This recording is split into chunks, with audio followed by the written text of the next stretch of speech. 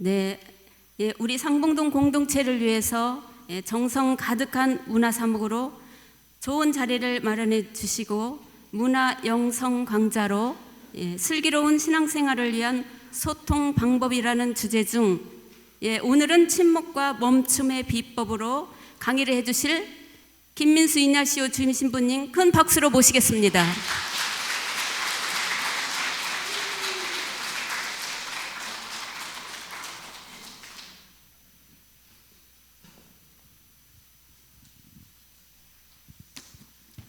참 예수님, 오늘 날이 날인 만큼 많이 오지는 않으셨네요. 그래도 어버이날임에도 불구하고 이 자리에 오신 여러분들 하느님께 많은 축복 받으실 겁니다. 네. 아마 저녁 시간에 가족들하고 같이 식사를 하면서 이 어버이날을 또 보내시는 분들도 많이 계실 텐데요.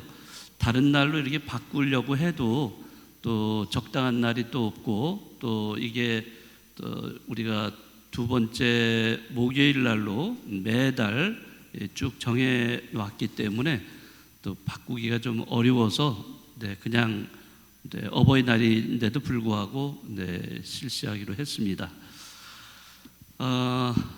오늘은 제가 이제 강의를 하는 것의 두 번째 강의가 되겠습니다. 전체적으로 주제는 우리 신앙인들의 슬기로운 대화의 소통법이죠. 소통 방법. 그 중에 지난번에 했던 것은 대화의 방법에 대해서 이야기를 나누었는데요. 오늘은 여기 주제에 나오듯이 그 침묵과 멈춤의 비법에 대한 이야기를 여러분들과 함께 나누고자 합니다.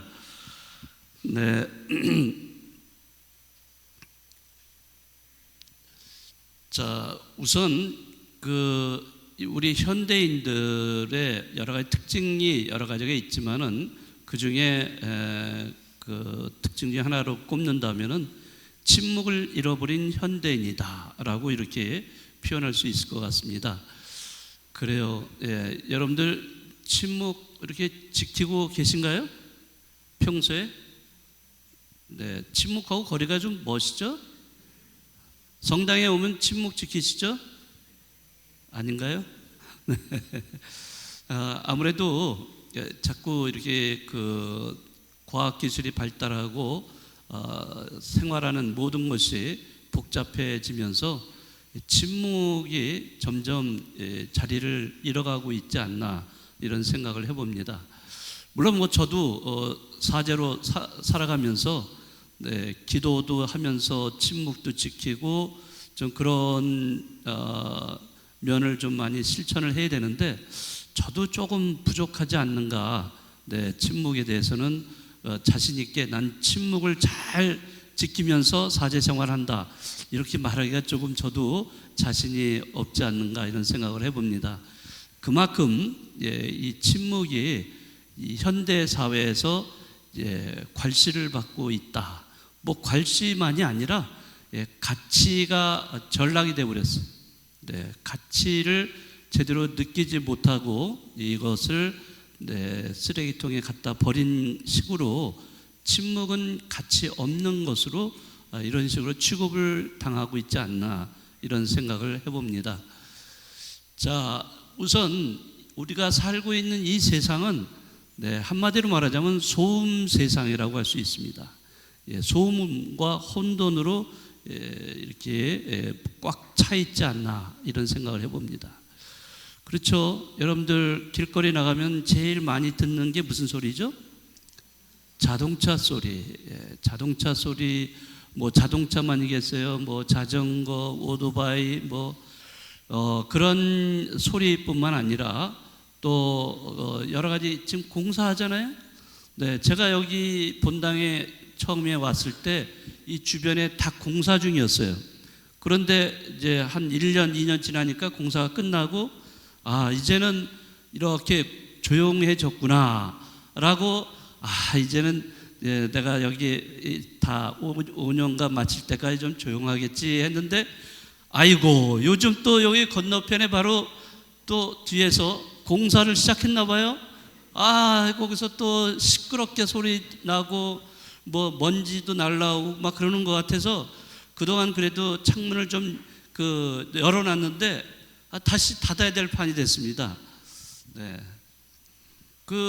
제가 그 전에 본당도 그래요. 전에 본당도 그 사제관이 그 뒤쪽에 골목에 이렇게 있어서, 야 정말 여태까지 신부 생활하면서 사제관 참 괜찮은 데 왔구나 라고 생각을 했는데, 딱 1년 지나고 나서부터 바로 앞에, 사제관 앞에 그 빌라가 있었는데요, 빌라촌을 다 헐어버리고 어마어마하게 큰 빌딩을 짓는 거예요. 1년 동안 와 정말 바닥을 다다다다다다다다, 저도 방 안에 앉아 다다다다다, 거기에다 그것뿐이겠어요? 먼지 덩어리는 얼마나 많은데요. 먼지가 그냥 뽀얗게 와가지고 다 그냥 하루 종일 창문 닫아 걸고, 참 1년 동안을 또 그렇게 버티면서 지내야 됐던 적이 있었습니다. 그 전에 본당은 어떤지 아세요? 전에 본당은 또 거기는 길거리 그 언덕배기에 성당, 큰 성당 있잖아요. 뭔지 모르세요? 아시죠? 붉은 벽돌로 아주 크게 기도선으로 되어 있는 성당 있잖아요. 네, 그 성당이 겉에서 볼 때는 참 멋있어요. 네, 그런데 사제관이 바로 2층이에요. 그게 길거리에 창문이 나 있어요. 그 언덕배기에 수많은 자동차, 버스부터 트럭 이게 구파발로 향하기 때문에 그게 다 그 통일로잖아요. 이게 모든 차가 다 그쪽으로 다 왔다 갔다 해요. 어마어마하게 시끄럽고, 시끄러운 건 두말 나위 없이 그것보다도 매연이 얼마나, 그러니까 창문이 있는데 항상 닫아 걸고 있어요. 그래서 나는 사제관에 복이 없네. 예? 여기 이제 와서 처음엔 참 좋았어요. 처음에 이제 조금 그렇게 공사 때문에 해가지고 이제 마감을 다 했구나, 이렇게 건물도 다 들어서고, 그런데 아까 말씀드렸 또 시작을 했어요. 또 그래서 저는 이제 그런 팔짱가 보다. 그래요. 지금 우리가 살고 있는 우리 세상이 이런 소음과 각종 공해 그것뿐이겠어요. 상당히 많은 다양한 소음들이 들리고 있습니다. 자, 이런 속에서 우리가 지금 살고 있어요. 네. 그래서 그것뿐만 아니라 또 정보, 어마어마한 정보가 우리가 이렇게 깔려 있기 때문에 정보를 엄청나게 받아들입니다. 여러분들 길거리 걷다 보면은 건물마다 뭐가 있어요? 건물도 가만두지 않습니다. 요새는 웬만한 큰 건물에는 다 부착이 되어 있어요. 뭐가 있어요? 광고. 그것도 광고도 그냥 간판 그런 게 아니라 큰 건물에는 뭐가 달려 있어요? 어마어마한 화면이 달려서 가다가 봐야 돼. 예? 네. 심심하지 않게 만들어져서 얼마나 좋아요. 네? 그런데 그러한 광고들이 우리를 이롭게 하겠습니까? 다 우리를 어떻게 하면 소비자로 전락을 시켜서 물건을 사게 만들까, 이렇게 우리를 열심히 유혹을 하고 있는 게 다 광고예요. 광고. 이런 게 우리가 지나가다가 광고판이 얼마나 많고 또 뿐만 아니라 여러 가지 플랜카드부터 해서 상당히 많이 있습니다. 이런 것에가 일종의 또 공예고, 또 아까 말씀드렸듯이 우리나라는 가는 곳마다 전부 다 무슨 판이에요? 네, 공사판이에요. 공사판. 이판 사판 그게 아니라 공사판이에요. 진짜 어딜 가든지 공사다 하고, 그렇게도 아파트 만들어 놨는데도 아직도 공사를 하고 있는 거예요. 네. 그러니까 이런 정보, 그 정보가 밖에서만 있겠어요? 우리가 들고 있는 스마트폰에도 어마어마한 정보가 쏟아져 들어오고 정보의 홍수 속에 우리가 살아가고 있어요. 하루에도 얼마나 많은 정보가 우리에게 오는지 몰라요. 전부 다 이거는 과부하가 된 이런 상태, 그러한 과부하된 상태에서 탈진실 시대로 이렇게 우리가 살아가고 있습니다. 우리가 어떤 게 진짜인지 가짜인지 몰라.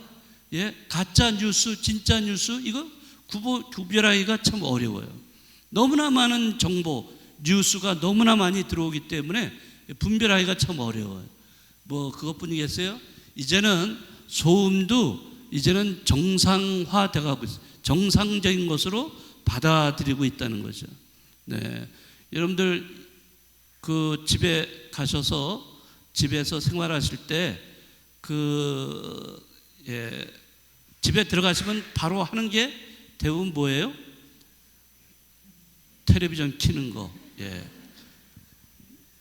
많은 분들이 텔레비전 켜놓고 하루 종일 있는 경우도 있어요. 왜 그럴까요? 왜 또 어떤 분은 라디오를 하루 종일 켜놓고 있어요? 왜 그럴까요? 물론 뭐 사람마다 그 이유는 조금씩 다르겠지만은 대체로 그 이유는 외롭기 때문에 그렇습니다. 외로운 거를 견디기가 어렵기 때문에 내가 혼자 있다, 이것이 견디기 힘든 거예요. 그러니까 텔레비전 켜놓고 하루 종일 있는 거예요. 라디오 켜놓고 하루 종일 있고, 또는 뭐 다른 걸로 해서 또 이렇게 하는 이러한 것, 이런 매체에 계속 둘러싸여 있는 자기 자신, 이러한 것들은 자신이 외로움, 그 고독을 그것을 견디기가 어렵기 때문에 그런 현상으로 나가고 있는 거예요. 그래서 이제 잠을 자도 소음이 있어야 잠을 자요. 조용하게 돼가지고 잠을 자는 게 아니라 이제 소음이 있어야 돼요. 저도 그런 증상이 좀 있어요. 낮잠을 자도 텔레비전 켜놓고서 시끄럽게 나오는데도 잠을 잘 자요. 아무튼 이렇게 소음이 이제는 그게 시끄러운 걸로, 부정적인 걸로 이거를 내보내고 그것을 제거하려고 하는 게 아니라 오히려 이 일상화되고 생활화되어 있다는 거죠. 이거 굉장히 그 문제가 크다는 거예요. 이게 소음이 이제 내 삶에 일상화되어 있고 그것과 친근해져서 소음이 나쁘다는, 이게 우리 삶에 좋지 않다라고 생각하지 않는 자체가 이제 문제가 되는 거예요. 그러니까 무슨 얘기냐 하면은 가만히 있는 거를 이제 힘들어 한다는 거죠. 가만히 있는 거. 고요하게 있고 정적 속에 있는 것을 싫어한다는 거죠. 그러니까 하루 종일 스마트폰, 계속 스마트폰, 또 우리 청소년들 또는 뭐 청년들도 그러겠지만은 방 안에 딱 자기 방 안에 들어가서 컴퓨터 뭐 해요? 게임하죠. 정말 하루 종일 희끼몰이라고 그러나요? 뭐래요? 이거 하고 있어요. 왜? 이거 하루 종일 하는 게 재미있어 가지고도 할 수는 있지만은 그러나 외로움을 견디기 위해서 이걸 하는 거예요. 공허함, 공허함을 견디기 위해서 이걸 하는 예가 많습니다. 그러니까 우리 현대인들이 이러한 그 침묵이라는 것이 이제는 굉장히 낯설어 가고 있다 하는 그러한 시대에 우리가 살아가고 있어요. 어떻게 보면 이게 우리 인간에게는 좀 어떻게 보면 좀 비참한 모습으로 전락해 가고 있지 않을까, 이런 우려도 있습니다. 사람이 사람답게 살려면은 조용한 시간, 고요한 시간, 어떤 고독의 시간이 자기한테 필요합니다. 물론 다 아시는 내용이겠지만은, 그러나 알면서도 우리는 이것을 자꾸 멀리하고 내 생활에서, 또 뿐만 아니라 내가 누구하고 말을 하고 대화를 하더라도 역시 고요함, 잠깐 멈추고 있는 이런 자체를 못하는 거예요. 이제 자기 스스로가 이걸 자기를 통제를 못하고 있는 거예요. 말을 하더라도요, 계속 말을 하는 거예요. 계속 끊임없이 누군가 상대 하나 나타났다 그러면 너 잘 만났다. 계속 자기 얘기를 하는 거예요. 네, 끊임없이. 그게 직접 만나서도 그렇게도 하지만은 전화로 딱 누가 전화를 받으면은 그때부터 너 잘 만났다 하고서 1시간이건 2시간이건 계속 얘기해요. 예. 물론 어떤 면에서는 우리가 수다가 좋은 때도 있어요. 네? 수다 떤다. 뭐 이게 부정적인 것만은 아니에요. 예, 그것도 자기 수다를 떨면서 어떻게 보면 자기의 어떤 뭔가 자기 자신을 발견할 수 있고 또 자기를 어떤 스트레스를 풀 수 있는 그런 기회가 될 수도 있지만은 그러나 또 궁극적으로 생각하면 굉장히 그거는 자기 삶의 부정적인 거예요. 예. 왜냐? 상대방의 말을 들어야 되거든요. 이따가도 또 말씀드리겠지만은, 네. 그래서 우리는 또 스마트폰에 또 중독이 되어 있는 상태에서 또 살고 있죠. 다음 시간에, 다음 달에 이런 스마트폰의 중독에 대한 문제를 제가 아주 스마트폰 중독은 다다음 마지막 주에 마지막 달에 제가 할 텐데요. 이 중독에 대해서도 굉장히 심각하게 우리가 생각을 해야 됩니다. 이제 옛날에는 초등학교, 중고등학교 청소년들이 이러한 스마트폰 중독에 걸려 있다라고 해서 우려를 많이 했는데 지금은요 모든 세대가 다 중독돼 있어요. 네. 그래서 중독에 대한 걸 나중에 말씀을 드리겠습니다. 자, 그래서 아까 말씀드렸듯이 지금 이 시대는 소음의 시대, 이런 소음의 시대에서는 침묵은 쓸모가 없는 걸로 점점 뒷전으로 물러나게 되고 침묵의 가치는 사라지고 있다는 겁니다. 침묵의 가치, 이 침묵의 가치는 아무리 강조해도 이것은 굉장히 중요한 겁니다. 침묵을 우리는 그러기 때문에 이 시대에 재발견을 해야 됩니다. 침묵의 재발견, 이런 것이 굉장히 중요하다고 생각이 듭니다. 자, 이 말의 홍수, 공허한 수다, 각종 미디어를 통해서 끊임없이 우리는 침묵을 내 삶에서 몰아내고 있어요. 네, 몰아내고 있어요. 침묵은 쓸모가 없어. 침묵을 하다 보면 나만 외롭게 느껴지고 외로움 때문에 내가 혹시라도 어떻게 될지도 몰라, 불안한 이런 불안과 어떤 걱정 이런 걸로 이렇게 돼버린 거죠. 자, 그래서 아이들조차도 이제는 침묵을 두려워합니다. 예전에 아이들을 데리고 숲속에 가서 개울물이 졸졸졸 흘러내린 거기에 아이들을 두고, 야, 너희들 여기서 조용히 한번 이 자연의 소리를 한번 들어봐, 이랬거든요. 그러고서 이제 쫙 피해서 자기네끼리 있으라 그러고서 이제 나왔는데 나중에 이렇게 가서 보니까 애들이 울고 있는 애들이 있어요. 네. 왜 그런지 아세요? 네. 무서운 거예요. 두렵고 무서운 거예요.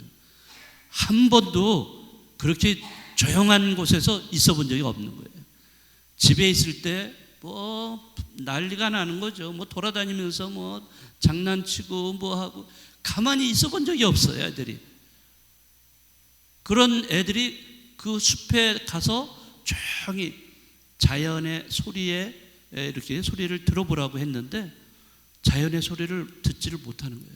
오히려 그거를 무섭게 생각을 하는 거예요. 자, 이렇게 침묵은 아이들만의 문제뿐만 아니라 어른들도 마찬가지라는 거죠. 어른들도 이제 이 침묵을 굉장히 두려워하고 무서워합니다. 그래서 점점 멀리 해야 될 걸로 이렇게 생각을 하고 있다는 거죠. 자,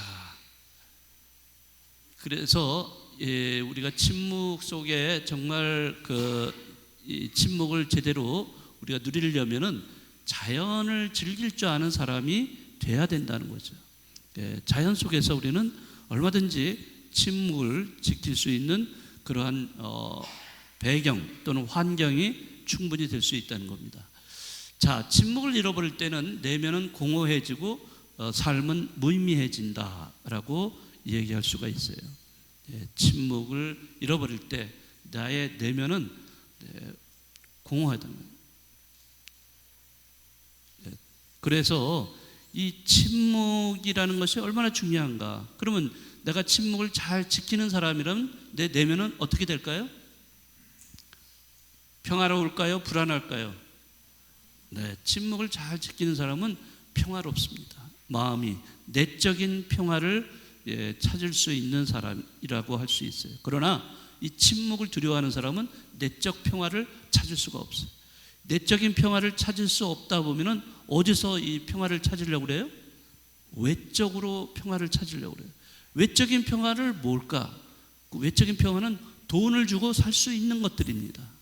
돈을 주고 내가 좋은 옷을 입으면 기분이 좋아져. 네? 음식점에 가서 맛있는 거, 비싼 거 사 먹으면 또 기분 좋아져. 이런 걸로 내 마음의 평화를 얻으려고 이렇게 외적인 평화를 얻으려고 하지만은 그거는 순식간이죠. 순간적이에요. 그런 거는 금방금방 지나가 버립니다. 그러나 오랫동안 남는 거는 내적인 평화이죠. 이 내적인 평화를 얻기 위해서는 뭐가 필요하다? 침묵이 필요하다는 것을 말씀을 드립니다. 그래서 이러한 침묵을 잃어버리면 공허해지고 또 무의미한 삶이 될 수밖에 없다는 것을 알 수가 있습니다. 그래서 이제 요즘은 이런 거를 조금 이렇게 생각이 되는 사람들은, 의식이 있는 사람들은 이 침묵으로 돌아가려고, 그래서 아까 말씀드렸듯이 침묵의 재발견, 자기 삶 안에서 재발견을 하고자 이제 노력하려고 합니다. 그것의 대표적인 것이 불교에서는 템플 스테이가 있어요. 산사 체험이라고 그러죠. 이런 거 해보신 적 있으세요? 아니세요? 우리 천주교 신자라고 그래서 절대 안 돼, 이건 아니에요. 하셔도 됩니다. 하셔도 되는데 적극적으로 우리가 단체로 가가지고 거기에 참여하고 그러는 건 안 되죠. 그렇지만은 혹시라도 시간이 된다면 체험하셔도 괜찮습니다. 자, 그런 산사 체험뿐만 아니라 우리는 이제 피정센터가 있죠. 피정센터가 옛날에 비해서는 굉장히 많아졌습니다. 웬만한 각 지역에 보면은 피정센터가 상당히 많이 생겨서 여러분들이 원하면은 얼마든지 피정을 하실 수가 있어요. 단 하루 가서 하루만 있어도 되고, 아니면 1박을 해도 되고, 아니면 일주일을 머물러 수도 있고, 여러 종류가 이렇게 할 수 있는 곳들이 있습니다. 그래서 이런 피정센터에 가시면은 이제 본인이 이제 혼자서 피정을 할 수도 있고, 아니면은 그쪽에 계시는 수도자라든지 누구를 통해서 피정 지도를 받으면서 할 수도 있고요. 이제 이렇습니다. 그래서 이런 데 가시면은 아무래도 피정센터는 집하고는 또 떨어져 있는 곳이잖아요.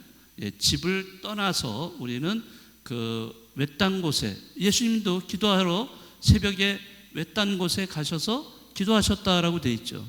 그 외딴 곳으로, 그런 곳으로 장소를 옮겨서 거기에서 우리는 침묵 속에서 자기를 성찰하고, 또 뿐만 아니라 거기에서 내가 하느님을 만나고 그분과 대화하는 시간을 갖게 되는 거죠. 그래서 이런 성찰하고 또 하느님을 만나고 그분을 체험할 수 있는 그것은 침묵을 통해서라고 할 수가 있어요. 이따가 이제 나중에도 말씀드리지만 이 침묵을 통해서 우리는 하느님께 이르는 길로 나아갈 수가 있습니다.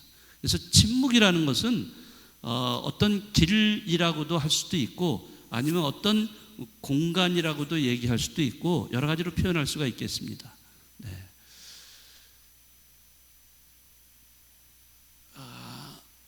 우선 그러면요, 여기 두 분씩 한번 마주 보시고 서로 간단하게 이야기 좀 나눠볼까요?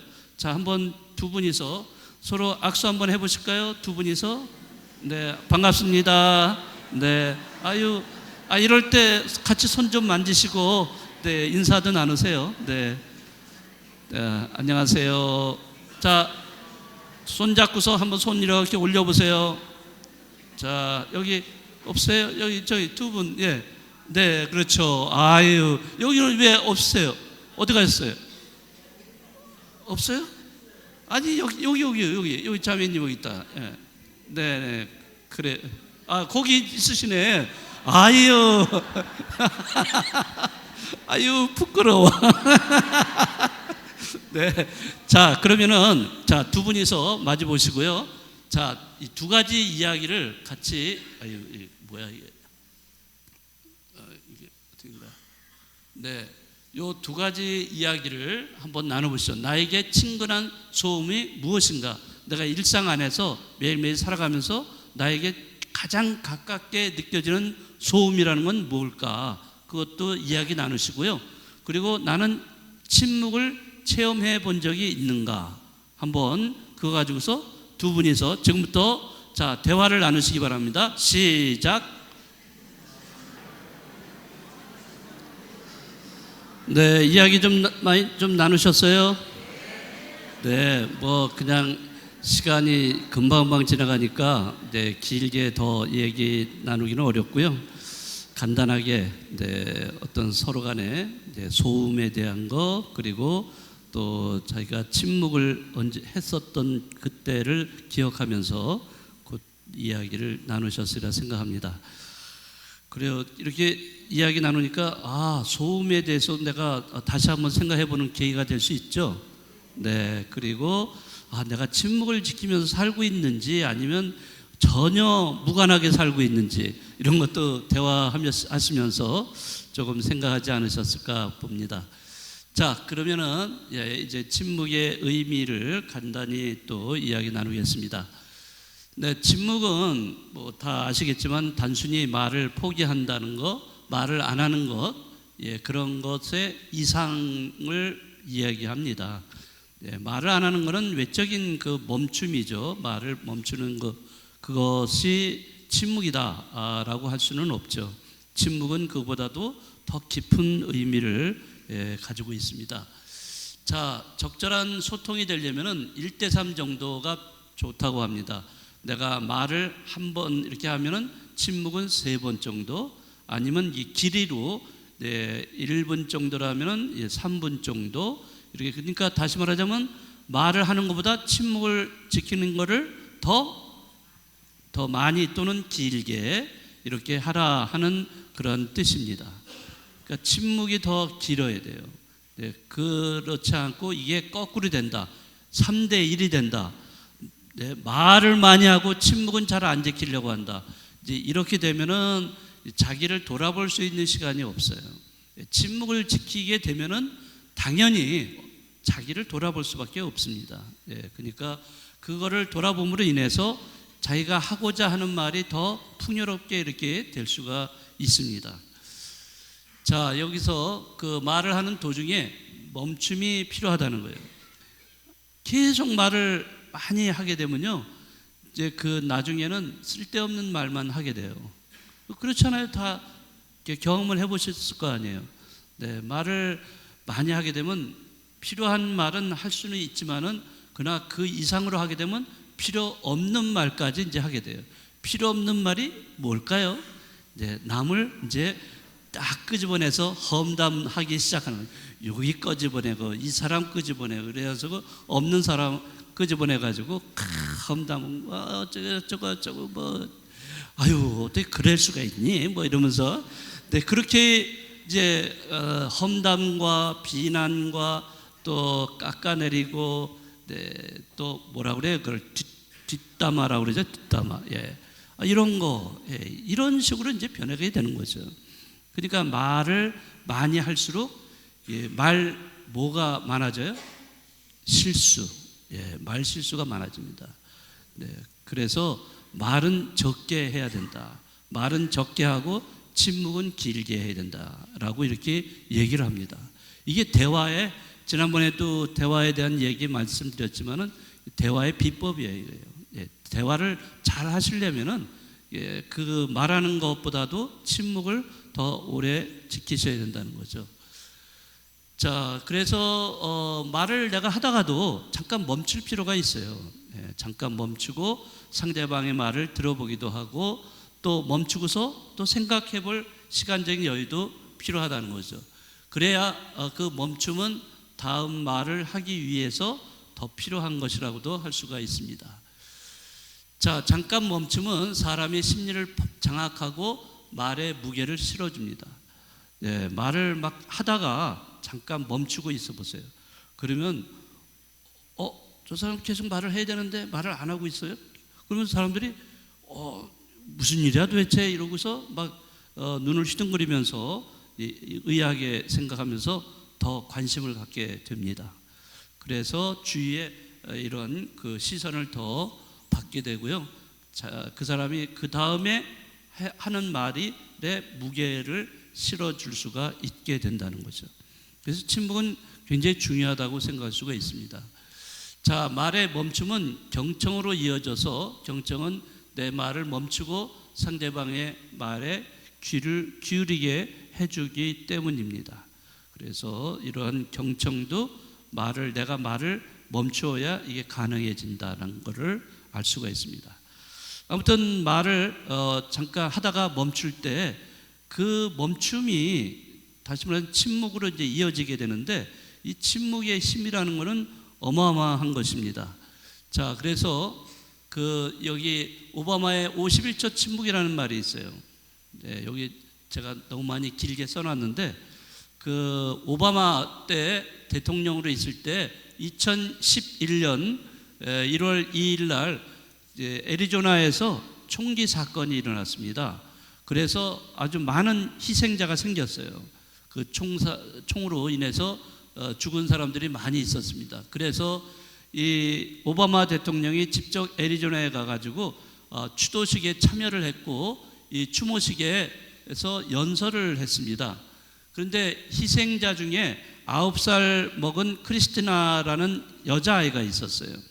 근데 이 연설 중에 오바마가 그 희생당한 사람의 이름을 하나씩 불러주는데 이 여자아이, 9살 먹은 여자아이를 불러주면서 갑자기 딱 멈췄어, 연설을.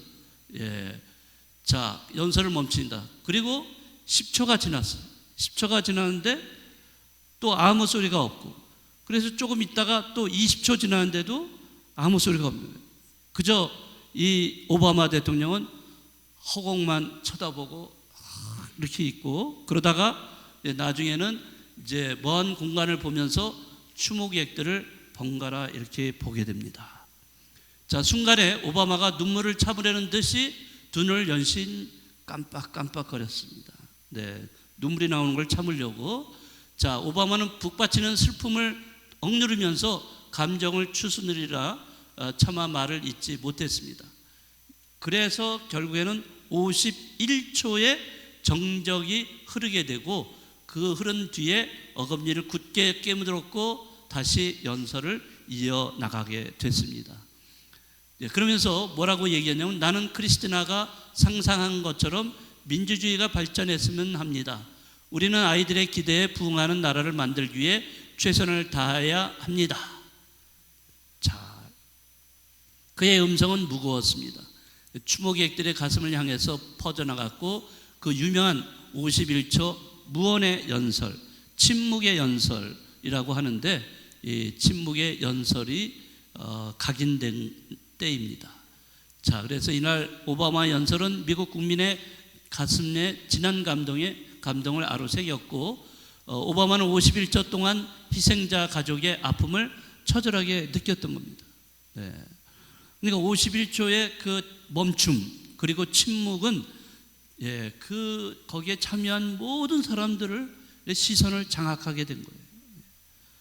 그러니까 침묵이라는 것이, 만약에 오바마 대통령이 그 명단을 그냥 읽어버리고 연설문을 읽어버리고 끝났다면 별로 남는 게 없었을 거예요.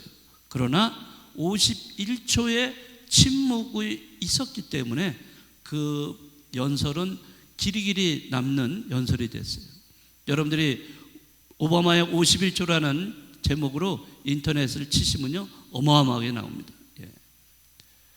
자, 그런 면에서 이 침묵이 얼마나 큰 힘과 위력을 발휘하는지를 알 수가 있어요. 자, 그런데 우리는 왜 이렇게 중요한 침묵을 왜 지키지 못할까? 한번 생각을 해보죠. 자, 침묵은 쉽지가 않습니다. 사실은 쉽지가 않아요. 자, 우리가 인간관계에서 오해받을 때라든지 또는 화가 났을 때라든지 이때 여러분들 침묵을 해본 적이 있나요?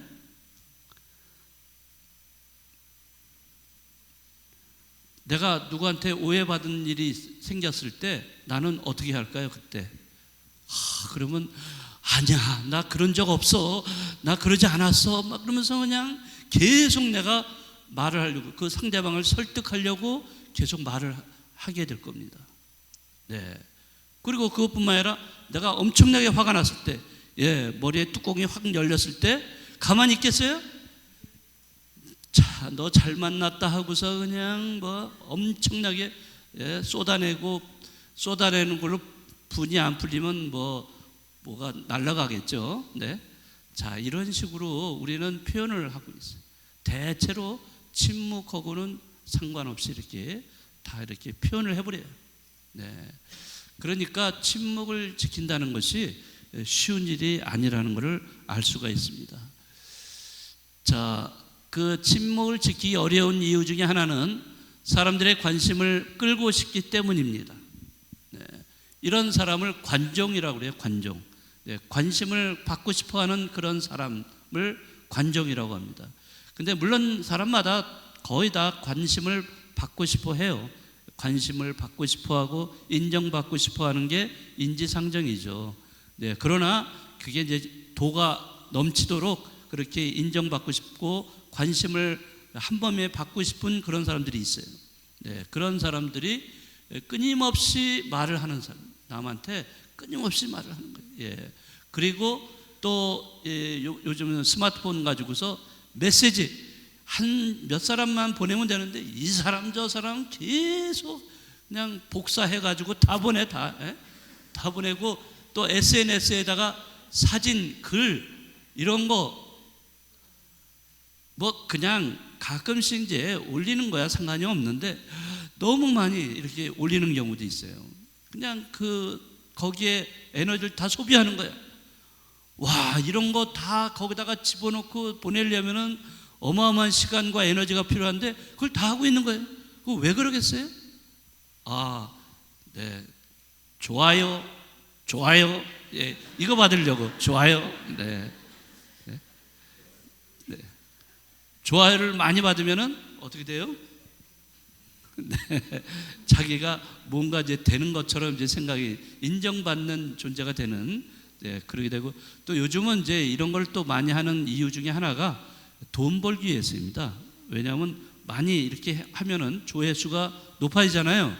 높아지면은 자연적으로 광고가 따라 붙게 되고, 광고에 따라 접속수에 따라서 광고료가 이제 광고에 주는 비용이 많아질 수가 있죠.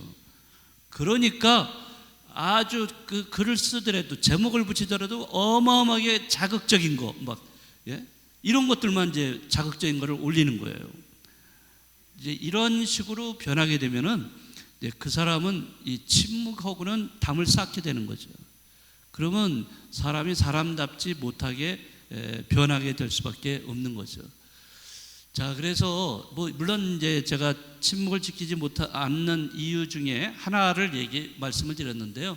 그 이외에도 많이 있겠죠. 자, 침묵이라는 것은 절제의 예술입니다. 절제를 한다는 거예요.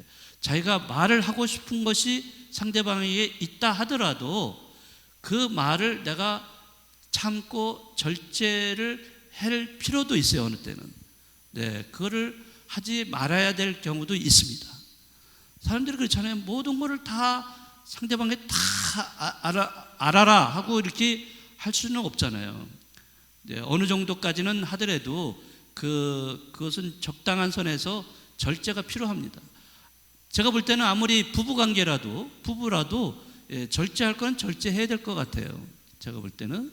그런데 이 절제가 되지 않는다면은 이제 거기에서 여러 가지 문제가 생겨날 수가 있죠. 그 절제는 다시 말하면 자기 자신을 다스리는 겁니다.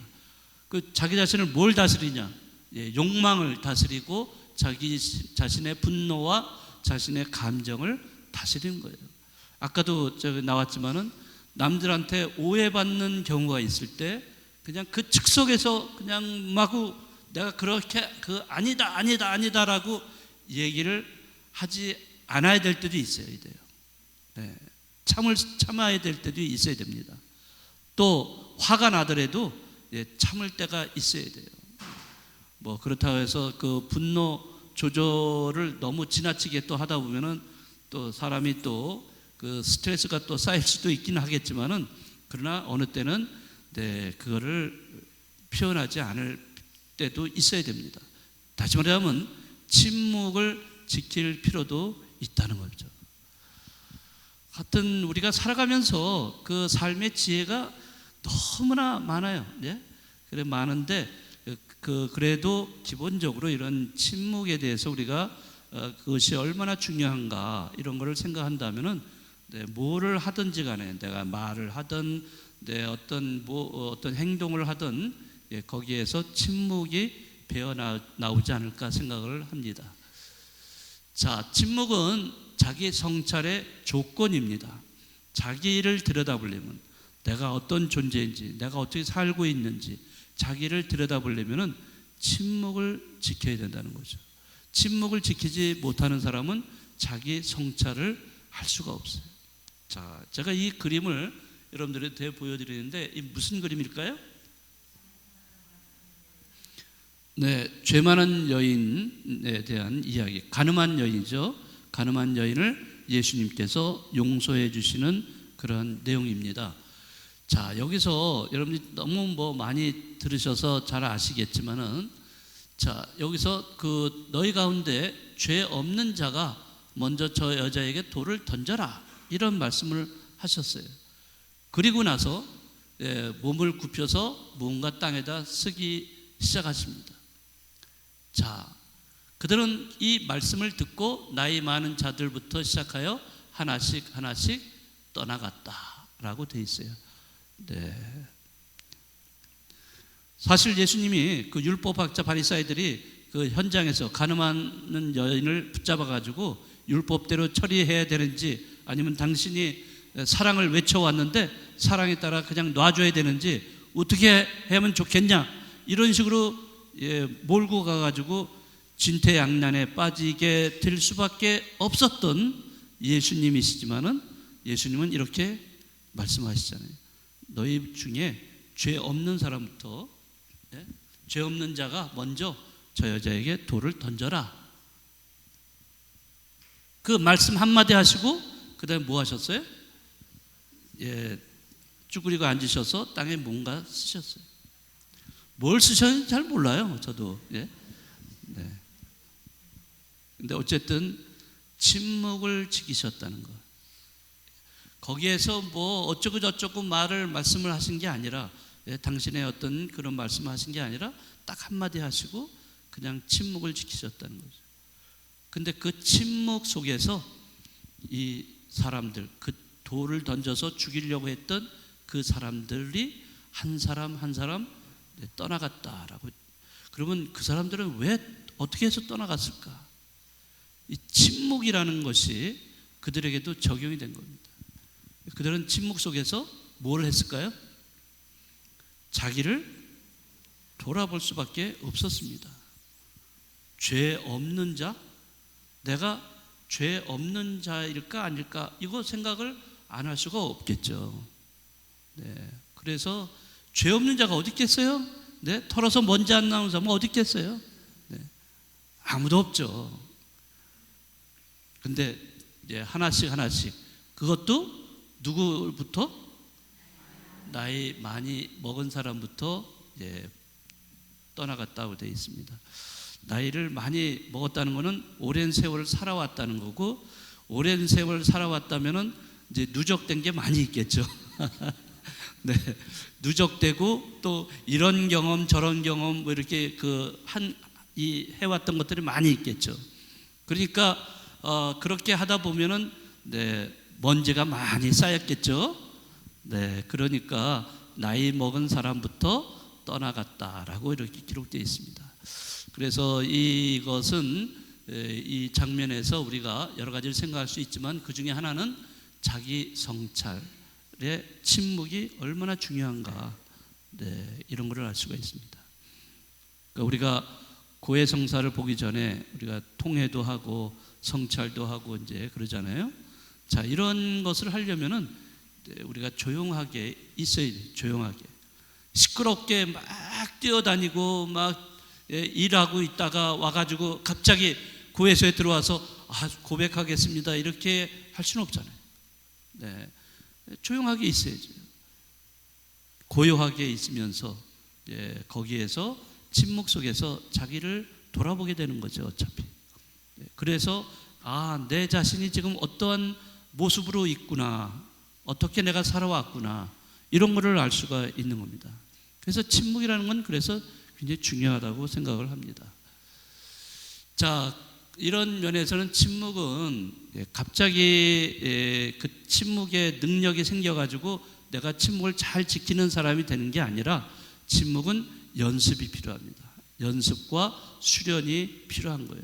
수도자들, 여러분들 입회해서 수십 년 동안 수도원에서 살면서 그 수도자들이 수련하잖아요. 수련. 네. 뭐 평신도 여러분들도 수련을 다 합니다. 나름대로. 집에서도 기도서 보고 기도하고 또 성경도 읽고 뭐 이렇게 여러 가지 모양으로 수련이라고 할 수 있는 그런 행위들을 이제 하고 계신데, 어쨌든 침묵은 연습을 해야 돼요. 자꾸 연습을 해서 이게 내 걸로 만들어야 돼요. 내가 어느 때에 가서 침묵한 입을 좀 다물고 있으면서 그런 그 말의 멈춤이 결국에는 내면의 어떤 침묵으로 이어질 수 있도록 이렇게 해야 된다는 거죠. 그 침묵은 처음에는 외적인 침묵으로부터 시작을 해서 내적인 침묵으로 이어져야 됩니다. 그러니까 외적인 침묵이 이루어지지 않고서는 내적인 침묵이 이루어질 수가 없습니다. 자, 그래서 그 침묵은 훈련과 수련을 통해서 우리 삶의 한 부분이 된다는 거죠. 네, 연습을 해야 돼요. 네, 꾸준히 이것을 해야 됩니다. 해야만 침묵과 친근한 관계가 돼요. 친근한 관계. 우리가 친하게 되지 않으면은 침묵은 낯선 것이 될 수밖에 없어요. 그러니까 침묵에 익숙해져야 된다는 거죠. 익숙해지려면 자꾸 해야 돼요. 자꾸 할 수밖에 없어요. 여러분들이 그 일상 하루를 지내시는 가운데에서도 어느 때는 잠깐 말을 멈추고 가만히 한번 이렇게 침묵 속에 있는 시간을 가지시는 것도 좋을 것 같아요. 예를 들어서 회사원들도 그래요. 12시면 점심시간이잖아요. 그러면 점심시간에 나가서 점심 먹고 또 뭐 어때요? 보면은 젊은 사람들이 많으니까 젊은 사람들은 어디 또 모여가지고 담배들 또 피면서 또 서로 대화하고 막 그러죠.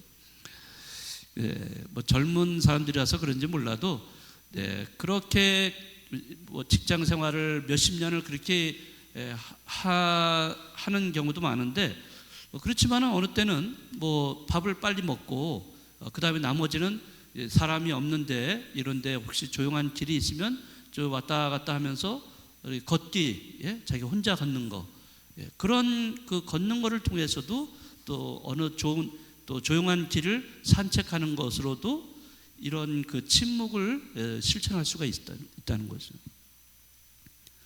뭐 여러분들 뭐 집에서 가정 생활을 하면서도 얼마든지 침묵은 지킬 수가 있습니다. 특히 가정에서는 뭐 쉽죠. 내가 할 일 다 이렇게 좀 마치고 짬이 날 때 잠깐 이렇게 멍 때리라고 하는 거 아니에요. 멍 때리는 것이 침묵하고 달라요. 멍 때리는 거는 완전히 그냥 뇌가 그 비어 있는 상태 같이 정지되어 있는 거, 뇌가 정지되어 있는 것처럼 그냥 가만히 멍 해가지고 완전히 그런 상태를 우리가 추구하는 거 아닙니다. 침묵은 내가 그 사랑과 진리로 향해 나아가는 거지, 침묵이 가만히 아무것도 아닌 그런 그 정지된 상태, 이런 거 아니에요. 네, 이거 여러분들이 그 구별을 잘 하셔야 됩니다. 자, 아까도 말씀드렸듯이 마르코 복음의 6장 31절 한번 같이 읽어보실까요? 시작.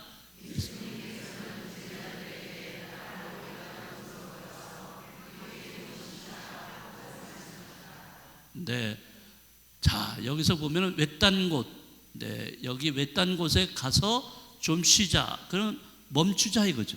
네, 얼마나 많은 사람들이, 병자들, 아픈 사람들, 마귀 들린 사람들, 이런 사람들이 엄청나게 많이 몰려와가지고 하루 종일 예수님은 그들을 치유해 주시고 뭐 이렇게 하시느라고 말씀도 전하시고 얼마나 바쁘시고, 그런데 그럼에도 불구하고 예수님은 외딴 곳에 이렇게 가셔서 제자들과 함께 가셔서 좀 쉬자, 이런 말씀하시는 거예요. 기도하자 이런 게 아니라 쉬자라고 하는 거예요. 쉰다는 것은 궁극적으로 하느님 안에 쉬는 거죠. 자, 그리고 뭐 당신 자신은 뭐 정말 끊임없이 기도하셨죠, 아버지 하느님에게. 자, 이래서 그 외딴 곳에 가서 멈추고 여기서 내적인 침묵을 위한 곳이 된다는 거죠. 자, 그래서 말하는 것을 배우고 연습하는 것처럼 침묵하는 것도 배우고 연습을 해야 됩니다. 그래서 아까 말씀드렸듯이 규칙적인 산책도 좋고 걷기도 좋고, 그래서 마음의 휴식을 통해서 침묵으로 들어갈 수 있다면 좋을 것 같아요. 옛날에는 전부 다 정적으로 이렇게 앉아 있거나 또는 그대로 그 자리에 있으면서 이런 침묵을 지키는 것을 추구했어요. 그러나 요즘은 이동의 시대라서 그런지 몰라도 움직이면서도 그 침묵을 지킬 수 있도록 그렇게 하기도 합니다. 자, 침묵의 수련은 말을 아주 하지 않기 위한 훈련이 아니라는 거죠. 말을 안 하는 것을 훈련받는 게 아니라 사랑 안에서 진리를 말하기 위한 훈련이라는 거죠. 자, 그리고 침묵 중에 하느님의 음성을 듣고 침묵 중에 사람들이 하는 말을 진지하게 듣도록 그렇게 해야 된다는 거. 그리고 말하기 전에 생각하는 것이 또 중요하다. 내가 막 생각 없이 말하는 사람들이 굉장히 많습니다. 그냥 막 생각 없이 말하다 보면은 그게 내가 뭐 때문에 이거 말하고 하고 있지? 막 이렇게 놓칠 경우도 있고 쓸데없는 말을 할 경우도 많죠. 침묵을 통해서 합당한 말을 하도록 되도록이면, 그래서 우리는 침묵이라는 것을 하느님의 선물이라고 생각을 해야 되고 감사하게 생각을 해야 된다, 이렇게 말할 수 있겠습니다. 자, 이분이 누구시냐면요, 이분은 베네딕토 성인입니다. 베네딕토 회, 분도 수도회 아시죠? 이 분도 수도회를 설립하신 창설자죠, 창설자.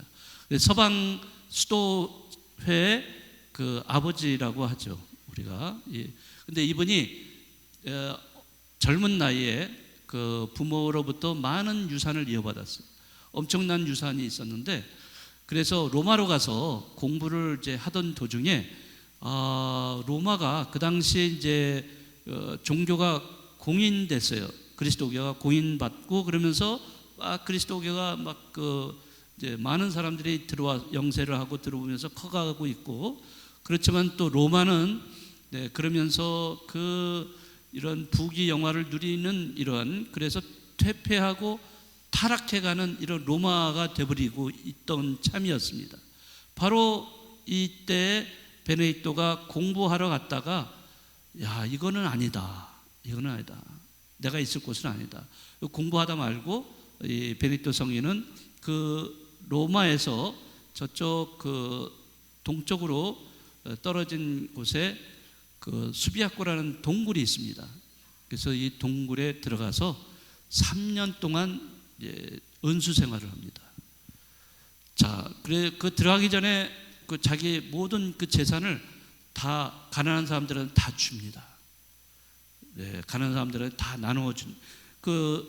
복음서에도 나오죠. 부자 청년 이야기. 그 부자 청년은 자기가 갖고 있는 부를 다 나눠줬어요? 예수님 말씀대로?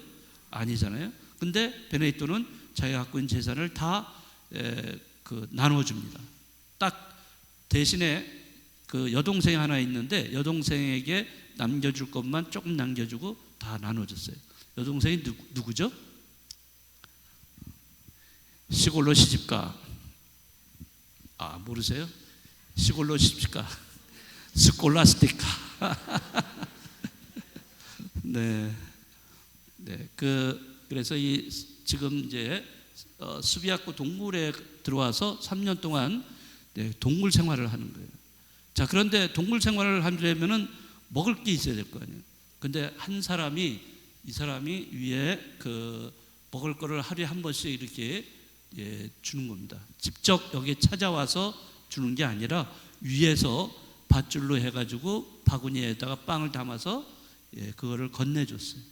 자, 이렇게 해서 그 빵과 물로 이렇게 지내는 베네딕토. 여기에 보면은 자, 성경이 있어요. 그죠? 성경 하느님 말씀을 접하고 있고 여기 십자가가 있어요. 그래서 그리고 여기는 해골이 있어요. 세상은 어떻다? 해골은 뭘 상징하고 있어요? 세상은 어떤 세상이다? 썩어서 그냥 이렇게 해골로 남는. 그러니까 세상은 덧없는 세상, 허무한 세상, 뭐 이런 식의 그런 거를 이제 의미하고 있고요. 십자가가 이렇게 놓여져 있는 것은 은수자라는 것을 알려주고 있습니다. 자, 그리고 여기 보면은 이쪽이 이제 수비학고 시내 쪽을 의미하고요. 시내. 그리고 여기 보면은 이게 뭐예요? 악마예요, 악마. 악마가 망치를 들고 뭘 때리는 것 같아요. 이게 뭐죠? 종이에요, 종을 때려 부수고 있는 거예요, 지금요. 악마가. 요 종이 왜 있냐면요. 이분이 이제 빵을 내려주기 전에 종을 쳐요. 여기서 그럼 빵을 내려준다 이런 거를 이제 알려주는 거죠. 근데 악마가 방해하고 있는 거예요. 그래서 빵을 못 먹게 만들려고. 베네딕토는 이 동굴 생활을 하면서 어마어마한 유혹을 받았어요. 악마의 유혹을. 프란치스코 성인도 마찬가지 아니에요. 이 베네딕토도 그랬습니다. 어쨌든 이 베네딕토는 성인은 수비학고 동굴 체험을 통해서 정말 하느님의 일꾼으로 이렇게 변화가 돼요. 그래서 그 변화가 돼서 나중에 그 서방교회 수도회를 설립하는 창시자가 되죠. 자, 그래서 저는 여러분들이 그 수비학고 동굴을 직접 가서 거기에서 수도 생활하라는 게 아니라 체험도 하면 좋긴 좋은데 그 먼 곳에 가기는 어렵잖아요. 그 대신에 여러분들 각자 마음속에 수비학고 동굴 하나씩 담아두세요. 그래서 동굴이 내 안에 있다. 이제 내가 침묵을 지킨다 하면은 난 이 동굴 속에 들어가서 침묵을 지킨다. 이렇게 생각을 하세요. 내 마음속에 뭐가 있다고요? 네, 동굴이 다 있다는 거예요. 이제 이 동굴에 이 베네딕토 성인이 수비학고 동굴에 들어가서 자기를 회개하고 새롭게 거듭나는 존재가 돼서 하느님의 일꾼이 됐듯이 여러분들도 수시로 이 동굴에 들어가서 하느님을 만나고 그분과 대화하는 여러분들이 되시면 좋겠어요. 자, 이 침묵의 영성인데요. 안셀름 그린 이 신부님은 침묵은 영성의 길 자체다 이런 말을 한 적이 있습니다. 자, 여기 이제 도표에 보면은 침묵이 중심에 있습니다. 어떤 거든지 내가 성찰을 할 때도 침묵에 잠겨 있어야 되고, 내가 기도할 때도 침묵이 필요하고, 내가 회개할 때도 침묵이 필요하다는 겁니다. 그러니까 성찰, 기도, 회개 정말 우리의 중요한 거 아니에요? 신앙생활 하는데 이 중요한 거의 가장 핵심은 뭐예요? 침묵입니다. 침묵. 침묵을 지키셔야 됩니다. 자, 그러면은 이 침묵을 평생을 지키면서 살아가시는 분들이 있어요. 누구죠? 네, 수도자들이 있습니다. 네, 수도자들이 있는데 예전에 그 영화가 나왔어요. 그 수도자들을 찍어서 다큐로 찍어서 나온 영화. 그 중에 하나가 사랑의 침묵이라는 제목의 다큐가 나온 적이 있습니다. 거기에서 네, 일부만 여러분들에게 잠깐 보여드리도록 이렇게 하겠습니다. 자, 여기 이게 제대로 나오나요? 불을 꺼야 되겠는데? 제가 넘길게요.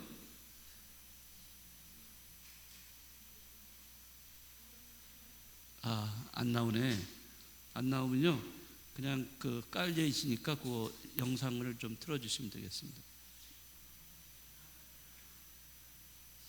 그렇게 하시고 영상을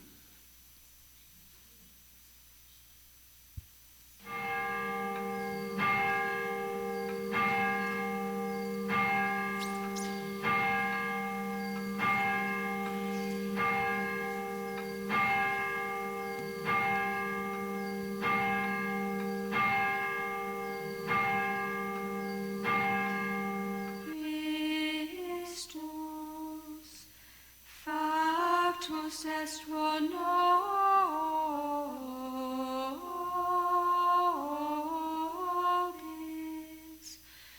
obediensusque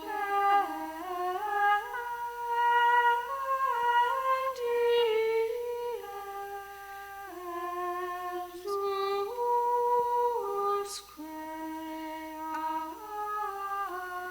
mortem. Mortem autem crucis.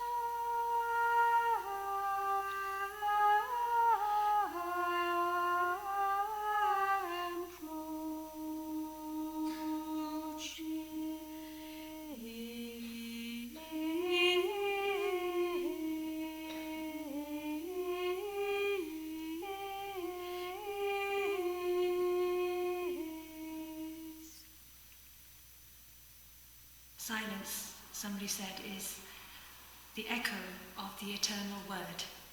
It's a place where God can come and speak, and we can listen to him. Do you find you thinking differently? Because if you don't have the need to speak, does that concentrate the way you're thinking, or does it? I think it does. I think it does discipline even the way you think. But there are times still when I need to talk to somebody, so I can go to the prioress. But on the whole, yes, I do think it quietens your mind. And so the thoughts that do come, you look at them and do I need to think about that, and then silence becomes music. It's something that's full of life and expectancy. There's a grace in it. I suppose the chief misconception is that it's an escape from reality, from real life, which it certainly isn't. It's not an escape at all, because you're brought face to face with yourself, and that's the hardest thing for anybody to face, is their own truth. And once you've faced that, you can face anything. So it's not an escape. I think also people tend to view it, there were some who think it's an easy life, it's a selfish way of life, and others who think it's inhumanly difficult. It's actually neither. It's within the capability of anybody, I think, if they're called to it and motivated. It's a life of self-giving, so although one can drift into selfishness in any way of life, and we all have our selfish moments, but you couldn't actually sustain this way of life, I don't think, unless it were for something outside of yourself. If it was really for your own satisfaction, or to pursue you have an attraction to liturgy or the divine office, and so you want to spend your life engaged in that. It wouldn't carry you all the way through. The life itself really is about the total self-gift to God, because he wants the space to be able to totally give himself to us, and because we believe that that's ultimately not just that it carries a message for the rest of humanity, but it actually generates love right at the heart of humanity. So that's our deliverance from selfishness. We have what we call the little hours, or prayer during the day. And there again, it's in between our work times, it's recalling us to the presence of God, and it's consecrating the day as it goes through, or consecrating our actions. And also, we like to think of all the people who have gone to their work and haven't time to set time aside during the day to pray. So we're there in the presence of God on their behalf.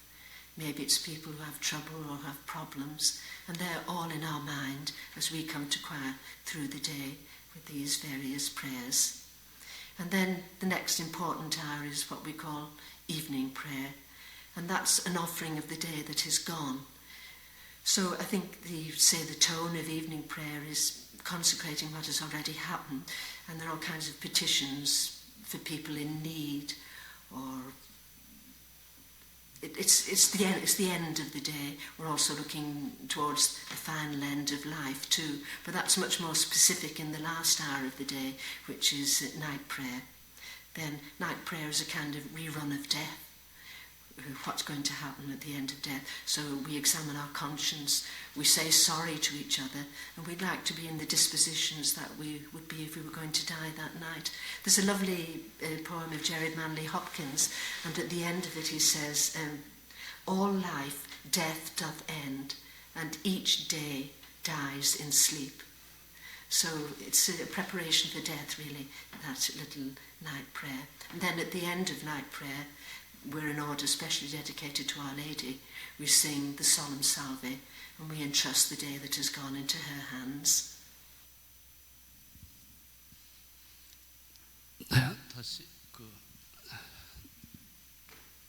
네, 보시니까 어떠세요? 네, 우리 삶하고는 완전히 다르죠.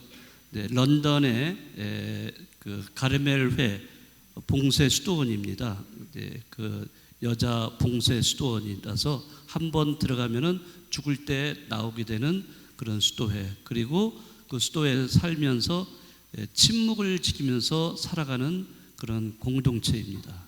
그래서 아까도 여기 수녀님이 말씀하셨지만은 필요한 말 있으면 원장 수녀님한테 허락을 받고 말을 한다, 이렇게 돼 있죠. 아무튼 이 수도의 수녀님들은 침묵을 지키면서 하느님과 일치된 삶을 살아가고, 이 세상에 살고 있는 우리들이 필요로 하는 것들, 이런 걸 대신해서, 우리 대신해서 기도해 주신다, 이렇게 이야기하고 있습니다. 네, 그래요. 이런 수도자들도 있기 때문에 우리가 이 속세에서 그래도 열심히 기쁘게 살아가고 있는지도 모르겠습니다.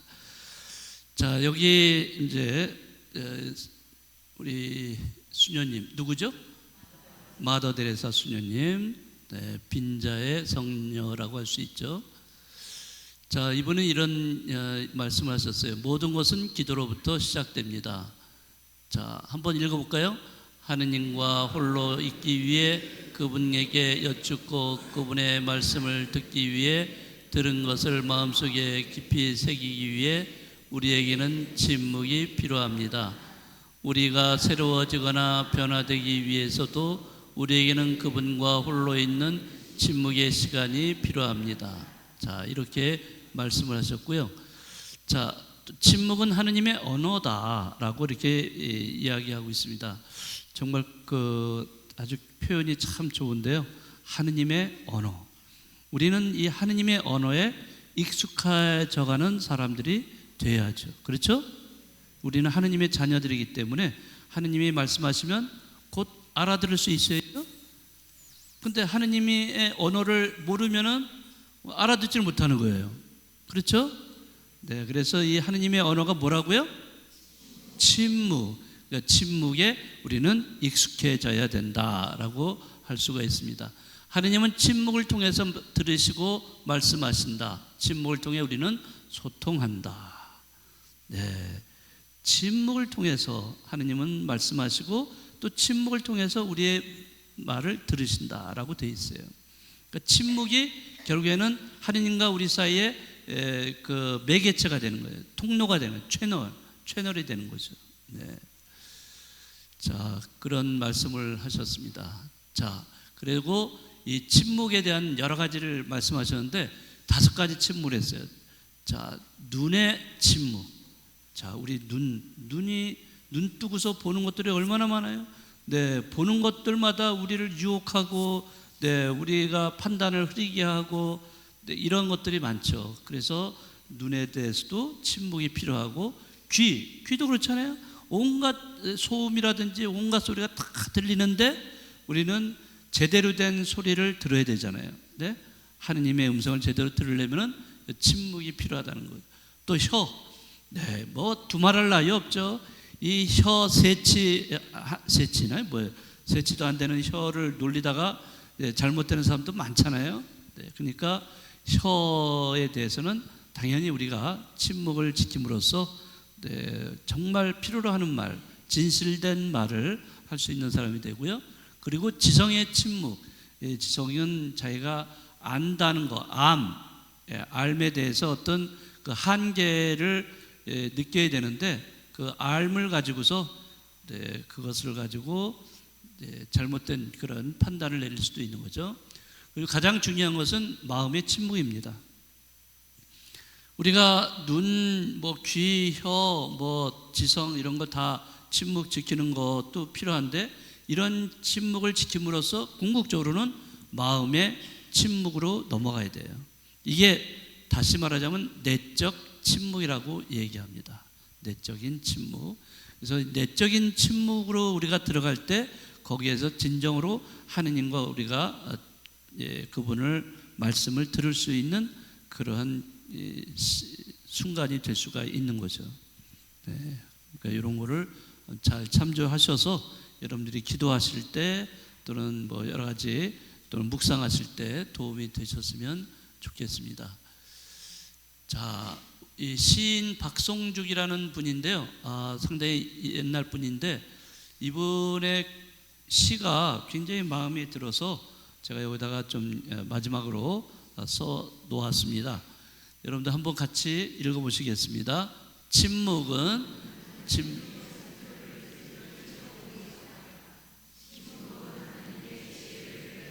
맥박이다. 침묵은 하느님의 말씀을 듣는 안테나다. 침묵은 하느님의 사랑을 느끼는 평화다. 침묵은 하느님께 자신을 있는 그대로 보여드리는 거울이다. 너무 멋진 말이죠. 네, 이런 그 의미들을 하나씩 한번 묵상해 보시면 좋겠습니다. 네, 뭐 침묵과 또 멈춤에 대해서 뭐 이야기하려면은 뭐 끝도 없을 텐데 그래도 아주 간략하게 몇 가지를 추려서 여러분들에게 이렇게 말씀을 나누었고요. 오늘은 시간이 좀 지나서 그룹 모임 이런 거는 하지 않는 걸로 하겠습니다. 네, 여러분들 수고하셨습니다. 네.